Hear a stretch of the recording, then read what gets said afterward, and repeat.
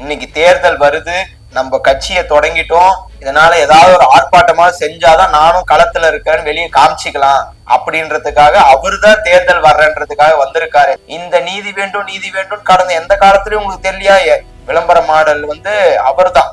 அவருக்குதான் தேர்தல் வருதுன்னு சொல்லிட்டு இது மூலியமாக ஏதாவது அரசியல் செய்யலாம் என்று அங்கே போராடி கொண்டிருக்கிறார். அவர் அந்த நகை திருட்டுன்னு சொல்லி ஒரு வழக்கு அந்த லேடி போட்டாங்க பாத்தி, அந்த வழக்கையும் சேர்த்து சிபிஐ விசாரிக்க வேண்டும் என்று உயர் நீதிமன்றம் அறிவுறுத்திய காரணத்தினால் இன்றைக்கு சிபிஐக்கு மாற்றப்பட்டு இருக்கிறது. இன்னைக்கு திமுகவை என்ன இது மாதிரி பல போராட்டங்கள், ஆதாரமற்ற குற்றச்சாட்டுகளை வைத்து பல மேடைகள் போட்டு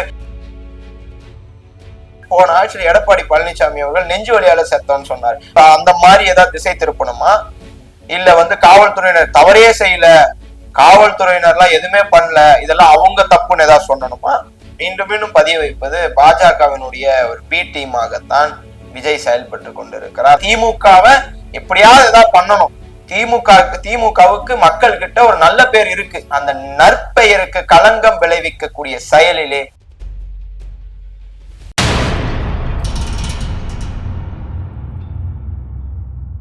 மைச்சென்னை 360 தோழர்களுக்கு வணக்கம். இன்று நம்மளுடன் திமுகவின் இளம் தலைமை கழக பேச்சாளர் தோழர் ரஜினி அவர்கள் இருக்காரு. அவர்கிட்ட சமகால நிகழ்வு குறித்து கேட்டு தோழர் வணக்கம். வணக்கம் தோழர், இன்று நடிகர் விஜய் அவர்கள் திருபுவனம் அஜித்குமாருக்காக நீதி கேட்டோம். லாக்அப் டெத்தால இறந்து போன மொத்தம் 24 பேர், திமுக ஆட்சி லாக்அப் டெத்தால இறந்து போன 24 பேர்த்துக்கும் நீதி கேட்டு போராட்டம் பண்ணியிருக்காரு. அந்த போராட்டத்துல இது திராவிட மாடல் அரசு இல்ல, சாரி மாடல் அரசு அப்படின்ற ஒரு பேரை கொடுத்திருக்கிறாரு. இது எப்படி பாக்குறீங்க? முதலாவதாக நடிகர் விஜய் அவர்கள் நீண்ட நாட்களுக்கு பிறகு கட்சியை தொடங்கிவிட்டேன், களத்திற்கு வரப்போகிறேன் என்று அவரை அவர் விளம்பரப்படுத்திக் கொள்வதற்காக ஒரு களத்திற்கு வந்திருக்கிறார். அதுதான் அந்த ஆர்ப்பாட்டமாக நான் பார்க்கிறேன். அஜித்குமார் மரணத்திலே நீதி கேட்கக்கூடிய அவர் சிறிது பின்னால் திரும்பி பார்க்க வேண்டும். எவ்வளவு துரிதமாக நடவடிக்கை எடுக்கப்பட்டிருக்கிறது. அவர் மரணம் அடைந்ததற்கு உள்ளாகவே சிபிசிஐடிக்கு மாற்றப்பட்டு விரைவாக அந்த வழக்கு சிபிஐக்கு மாற்றப்பட்டிருக்கிறது. இவ்வளவு துரிதமாக கடந்த ஆட்சியிலே நடந்த இதே போல லாக்அப் டெத்துகள், தந்தை மகன் லாக்அப் டெத்துகளா இருக்கிறது. அதுக்கெல்லாம் 15 நாள் ஆச்சு சிபிஐக்கு மாற்றத்துக்கு. அதுதான் என்னன்னாக்கா, கடந்த ஆட்சியில பெனிக்ஸ் ஜெயராஜோடைய அந்த லாக்அப் டெத்துக்கு அப்புறமேட்டு திமுக ஆட்சிக்கு முதல் லாக்அப் டெத் நடந்தது இல்லைங்களா? அந்த லாக்அப் டெத் அப்பயே நீங்க உண்மையிலே நடவடிக்கை துரிதமா எடுத்திருந்தீங்கன்னாக்கா, காவல்துறை அதிகாரிகளுக்கு எச்சரிக்கை கொடுத்திருந்தீங்கன்னாக்கா இந்த மாதிரி சம்பவம் தொடர்ந்து நடந்திருக்காரு. 23 லாக்அப் டெத்துக்கு அப்புறமேட்டு 24வது ஒரு லாக்அப் டெத்லதான் நீங்க இதே சாரின்ற வார்த்தை கூட தேர்தல் வர்றதுக்காக உங்ககிட்ட வருது அப்படின்ற மாதிரி விமர்சனம் தானே வைக்கப்படுது. தேர்தல் வர்றதுக்காக சாரி என்ற வார்த்தையை சொல்லுகிறார் என்று அவர் வைக்கக்கூடிய குற்றச்சாட்டு, அது அவருக்கே நான் திருப்பி சொல்றேன். இன்னைக்கு தேர்தல் வருது, நம்ம கட்சியை தொடங்கிட்டோம், இதனால ஏதாவது ஒரு ஆர்ப்பாட்டமா செஞ்சாதான் நானும் களத்துல இருக்கேன்னு வெளியே காமிச்சிக்கலாம் அப்படின்றதுக்காக அவருதான் தேர்தல் வர்றன்றதுக்காக வந்திருக்காரே தவிர்த்து நாங்க ஒண்ணும் தேர்தல் வரணும்ன்றதுக்காக வரல. அன்னைக்கு ஜெயராஜ் பென்னிக்ஸ் வழக்குல சிபிஐ விசாரணை வேண்டும் என்று முதல் குரலை எழுப்பியவர் எங்கள் தலைவர் தளபதி என்பதை அவர் புரிந்து கொள்ள வேண்டும். இன்னைக்கு அஜித்குமாரோடைய விஷயத்துல இன்றைக்கு துரிதமாக நடவடிக்கை எடுத்து இன்றைக்கு அந்த அஜித்குமாரின் சகோதரனுக்கும் அரசு வேலையை வாங்கி தந்திருக்கிறோம். போன ஆட்சியில எடப்பாடி பழனிசாமி அவர்கள் போன்ல பேசினாரா? அந்த வேலை கூட பாத்தீங்கன்னாக்கா அஜித்குமார் சகோதரர் சொல்றாரு, கிட்டத்தட்ட 3 மணி நேரம் டிராவல் பண்ணி போற மாதிரி இருக்கு, எங்களுக்கு கொடுத்த லேண்ட் கூட லேண்ட் வேல்யூ இல்ல அப்படின்ற விமர்சனம் பார்த்தேன். அவர் வைத்திருக்கிற கோரிக்கை நிச்சயமாக தாயுள்ளம் படைத்த எங்களுடைய தாயுமானவர் கழக தலைவர் அவர்கள், தமிழ்நாடு முதல்வராக இருக்கக்கூடிய எங்களுடைய தளபதியார் அவர்கள் நிச்சயமாக பரிசீலித்து அவருக்குரிய கோரிக்கையை நிச்சயம் நிறைவேற்றி தருவார். அதுல எந்த மாறுபட்ட கருத்தும் இல்லை. இது அவருடைய அரசியல் ஆதாயத்திற்காக நடைபெறுகிற ஒரு ஆர்ப்பாட்டமாக தான் நான் பார்க்கிறேன். அதுல நான் சொல்லியிருந்தேன், பிரிச்சு வைக்கிறார். அந்த ஆர்ப்பாட்டத்தோட ஸ்டேஜுக்கு முன்னாடி விவிஐபிஸ் எல்லாம் இங்க, விஐபிஸ் அதுக்கு பிறகு தொண்டர்கள். எந்த ஆர்ப்பாட்டத்திலயும் இந்த மாதிரி பிரிச்சு வைக்க மாட்டாங்க. இது ஒன்னும் கச்சேரி நிகழ்ச்சி கிடையாது. நீங்க விஐபியும் பிரிச்சு இதுலயே அவங்களை பத்தி தெரியுது. இதுலயே பிரிச்சு வைக்கிறீங்க. ஆனா எங்களுடைய ஆட்சி எப்படி தெரியுமா? எல்லோருக்கும் எல்லான்னு சொல்லிட்டு எல்லாரையும் ஒரு நிகரா பார்க்கக்கூடிய ஆட்சி தான் எங்களுடைய ஆட்சி. எங்கள் ஆட்சியின் மீது ஏதாவது கரும்புள்ளிய சுமத்தணும் அப்படின்னு சொல்லி நீதி வேண்டும்னு ஆர்ப்பாட்டம் பண்றாங்க. இந்த நீதி வேண்டும் கடந்த எந்த காலத்திலயும் உங்களுக்கு தெரியலையா? எவ்வளவோ குற்றங்கள் நடைபெற்று இருக்கிறது. கொலை வழக்குகள், அதிக கொலை வழக்குகள் கடந்த 13 ஆண்டுகள்ல பதிந்தது 2012. அன்னைக்கு ஆட்சியில் இருந்தது அம்மையார் ஜெயலலிதா அவர்கள். இதுக்கு இன்னொன்னு சொல்லுவாங்க, நாங்க இப்பதான் கட்சியை தொடங்கி இருக்கிறோம்னு. மக்கள் பிரச்சனைக்கு குரல் கொடுக்க கட்சி தேவையில்லை. நீங்க அன்றைக்கு அண்ணா இருந்தார். அண்ணா திராவிடர் கழகத்தில் இருக்கும் போதே மக்களுக்குரிய பிரச்சனையாக இருக்கட்டும், போராட்டமாக இருக்கட்டும், கட்சி தொடங்குவதற்கு முன்பாகவே களத்திற்கு சென்று போராடியவர் அண்ணா. அதற்கு பிறகுதான் ஒரு கட்சி தொடங்கி கட்சியின் திராவிட முன்னேற்ற கழகத்தின் சார்பாக பல போராட்டங்களை நடத்தி இருக்கிறார். இன்னைக்கு விஜய் அவர்கள் பனையூரை விட்டு வந்திருக்காரு. அதுவே ஒரு பெரிய சாதனை. பாத்தீங்கன்னா அவர் விளம்பர மாடல்னு சொல்றாரு. விளம்பர மாடல் அவர் தான். ஏன்னா ஒருத்தர் பிறந்த நாள் வரும், தலைவர்களுடைய பிறந்த நாள், பனையூர்ல போட்டோ வச்சிருவாரு, அங்க பூ போடுவாரு, போட்டோ எடுத்து வெளியே போடுவார். அங்க இருக்க சிலைக்கு கூட மாலை போட கூட போக முடியாத ஒருவர். மழை வந்துட்டு இருக்கு, திருவண்ணாமலை, சென்னை, விழுப்புரம் மழையால கடுமையாக பாதிக்கப்படுகிறது. நீங்க கட்சியை தொடங்கிட்டீங்க, ஆனா நீங்க அதுக்கெல்லாம் வரல. ஒரு நடிகையினுடைய திருமணத்திற்கு இங்க பிரைவேட் செட்ல இன்னொரு நடிகையோட இன்னொரு பிஜேபி நிர்வாகி கூட போனாங்கன்னா செய்திகளை நம்ம பார்த்தோம்.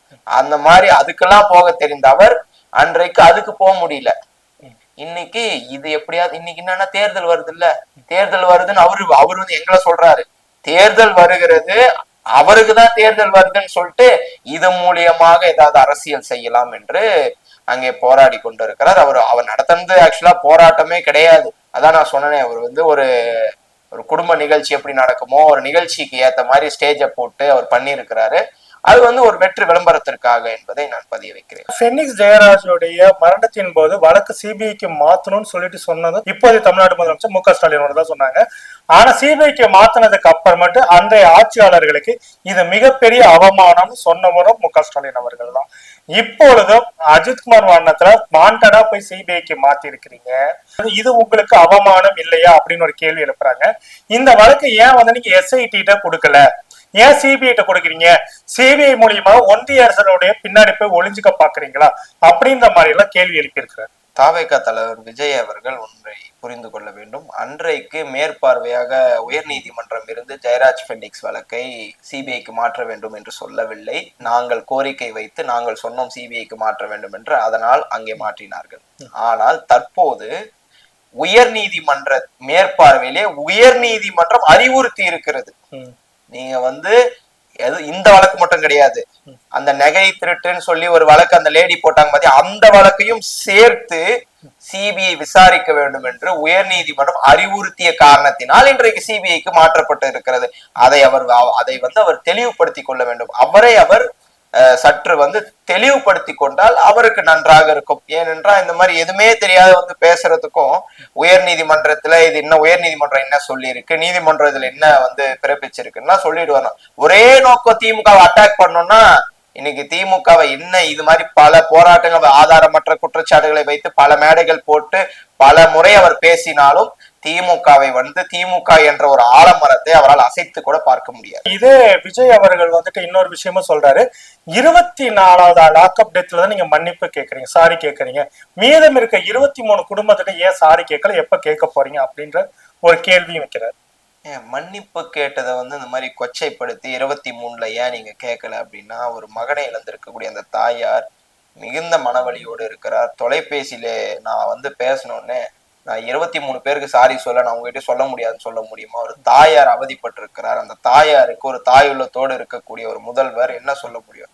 அம்மா மன்னிச்சிருங்க, இது எனக்கு கீழே இருக்கக்கூடிய காவல் அதிகாரிகள் இந்த தவறை செய்திருக்கிறார்கள், அவர்கள் மீது கடுமையான நடவடிக்கையை நாங்கள் எடுப்போம் என்று கூறிய 24 மணி நேரத்துல அது அவருக்குரிய நிவாரணமாக இருக்கட்டும், மற்ற அந்த அஜித்குமாரின் சகோதரருக்கு வேலையாக இருக்கட்டும், எல்லாத்தையும் வழங்கி இருக்கிறார். இத மன்னிப்பு கேட்டதை சாரின்னு சொன்னதை கொச்சைப்படுத்தி பேசுகிற இவர்கள் அந்த தாயாரிடம் சென்று ஏதாவது ஒரு முதல்வர் சொல்லி இருக்கிறார்னா எப்படி சொல்றது, ஒரு தாய் உள்ளங்க அவருக்கு. ஒரு முதல்வர் இவ்வளவு இறங்கி போன ஆட்சியில் எடப்பாடி பழனிசாமி அவர்கள் நெஞ்சு வலியால செத்தோன்னு சொன்னார். அந்த மாதிரி ஏதாவது திசை திருப்பணுமா?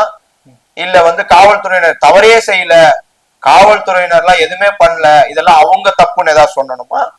தவறை ஒப்புக்கொண்டு இதற்கு பிறகு எந்த ஒரு குற்றமும் இது போல நடந்துவிடக் கூடாது என்பதற்காக அந்த அளவு சிவியரா அவர்களுக்குரிய அந்த பனிஷ்மெண்ட்டை இன்னைக்கு வந்து வழங்கி இருக்கிறோம்னு சொன்னா, இதற்கு பிறகு நிச்சயமாக இந்த இது போன்ற குற்றங்கள் நடக்காதவாறு நம்முடைய மக்கள் ஆட்சி பார்த்து கொள்ளும், நம்முடைய திராவிட மாடல் ஆட்சி பார்த்து கொள்ளும் என்பதை நான் பதிய வைக்கிறேன். இன்னொரு விஷயம் என்னன்னாக்கா, லாக்அப் டெத் கொடூரங்களுக்காக இன்னைக்கு போராட்டம் நடத்தப்பட்டதாதான் அவர்களுடைய அறிவிப்பு எல்லாமே சொல்லப்பட்டிருக்கு. ஆனா அந்த லாக்அப் டெத் போராட்டத்துக்கு நடத்தப்பட்ட அந்த போராட்டத்துல 24 குடும்பங்கள் மட்டுமே மேடையேற்றப்பட, திமுக ஆட்சியில் இருந்த குடும்பங்கள் மட்டும் மேடையேற்றப்பட்டு விஜய் வந்துட்டு அவங்களுக்கு ஆதரவு தெரிவிக்காம கடந்த அதிமுக ஆட்சியோட 10 ஆண்டு காலத்தில் நடந்த லாக்அப் டெத் குடும்பங்கள் உள்ள கொண்டு வரப்படும். இது எதனால நினைக்கிறீங்க? எதனாலனா, நான் மீண்டும் மீண்டும் பதிய வைப்பது பாஜகவினுடைய ஒரு பி டீமாகத்தான் விஜய் செயல்பட்டு கொண்டிருக்கிறார். நான் அதான் சொன்னேன், ஜெயராஜ் பென்னிக்ஸ் வழக்கு வந்து விஜய் எங்க போயிருந்தாரு, அதற்கு முன்பாக எவ்வளவோ குற்றங்கள் எல்லாம் நடைபெற்று இருக்கு. ஸ்டெர்லைட் வழக்குல ஸ்டெர்லைட்ல 12 பேரை சுட்டு கொண்டாங்க. சுட்டு கொண்டது எடப்பாடி பழனிசாமி கிட்ட போய் கேட்டா நான் வந்து டிவியில பார்த்தா தெரிஞ்சுக்கிட்டேன். அந்த மாதிரி குற்றச்சம்பவங்கள்லாம் நடைபெற்றது. அதெல்லாம் இவர் வந்து பேச வந்து முன்வராததற்கான காரணம் இன்னும் நாங்கள் வந்து உறுதி செய்கிறோம், இவர் பாஜகவின் பி டீம் தான். அதனால திமுகவை எப்படியாவது ஏதாவது பண்ணணும். திமுகவுக்கு மக்கள் கிட்ட ஒரு நல்ல பேர் இருக்கு. அந்த நற்பெயருக்கு களங்கம் விளைவிக்கக்கூடிய செயலிலே விஜய் ஈடுபட தொடங்கி இருக்கிறார். இடதுசாரிகளை பேசுவதற்கு இவ்வளோண்டுல செருப்பு ஒட்டி இருக்கிற தூசி அளவு கூட சமானம் இல்லை இந்த சங்கி கும்பல். குறிப்பா சாட்டை துரைமுருகனும் அவங்க அண்ணே சில்ற சீமானும் தகுதியற்றவர்கள். மரியாதையா இருந்தா தப்பிச்சுக்குவானுங்க, இல்லைன்னா திருவாரூர் மெத்தேடு தான் வரும். திருவாரூர் மெத்தேடு என்னடானா விளக்கமா எடுத்துட்டு போய் வீட்டுல சாத்துறது.